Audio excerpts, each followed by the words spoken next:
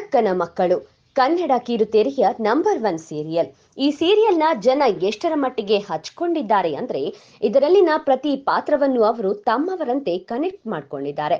ಹೀಗಾಗಿನೇ ಸ್ನೇಹ ಅನ್ನೋ ಪಾತ್ರವನ್ನ ಸಾಯಿಸಿದಾಗ ನಿರ್ದೇಶಕ ಆರೂರು ಜಗದೀಶ್ ಅವರಿಗೆ ನೋಡುಗರು ಹಿಡಿಶಾಪ ಹಾಕಿದ್ರಂತೆ.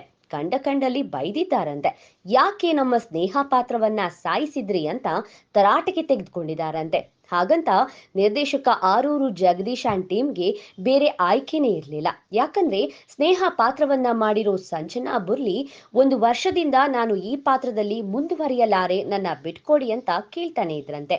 ಆದ್ರೂ ಧಾರಾವಾಹಿಯ ತಂಡ ಅವರನ್ನ ಕನ್ವಿನ್ಸ್ ಮಾಡ್ಕೊಂಡೇ ಬರ್ತಾ ಇತ್ತು. ಆದ್ರೆ ಯಾವಾಗ ನಾನು ಮುಂದೆ ಮುಂದುವರಿಯೋದಿಲ್ಲ ಅಂತ ಸಂಜನಾ ಹಠ ಹಿಡಿದ್ರೋ ಬೇರೆ ದಾರಿನೇ ಇಲ್ಲದೆ ಸ್ನೇಹ ಪಾತ್ರವನ್ನ ಸಾಯಿಸ್ಬೇಕಾಯ್ತಂತೆ. ಅಂದ್ಹಾಗೆ ಸಂಜನಾ ಬುರ್ಲಿ ಹೈಯರ್ ಸ್ಟಡೀಸ್ ಮೇಲೆ ಗಮನ ಹರಿಸ್ಬೇಕಂತೆ. ಹೀಗಾಗಿ ಅವರು ಪುಟ್ಟಕ್ಕನ ಮಕ್ಕಳು ಧಾರಾವಾಹಿಯಿಂದ ಹೊರ ಹೋಗೋಕೆ ತೀರ್ಮಾನ ಮಾಡಿದ್ದಂತೆ.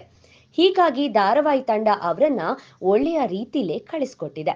ಆದ್ರೆ ಈಗಲೂ ವೀಕ್ಷಕರು ಸ್ನೇಹ ಪಾತ್ರನ ಸಾಯಿಸಿದಾಗ್ಲೇ ನಮ್ಮ ಇಂಟ್ರೆಸ್ಟ್ ಹೊರಟೋಯ್ತು, ನಮ್ಗೆ ಸ್ನೇಹ ಪಾತ್ರ ಆ ಮಟ್ಟಿಗೆ ಕನೆಕ್ಟ್ ಆಗಿತ್ತು ಅಂತ ಹೇಳ್ತಾ ಇದ್ದಾರೆ.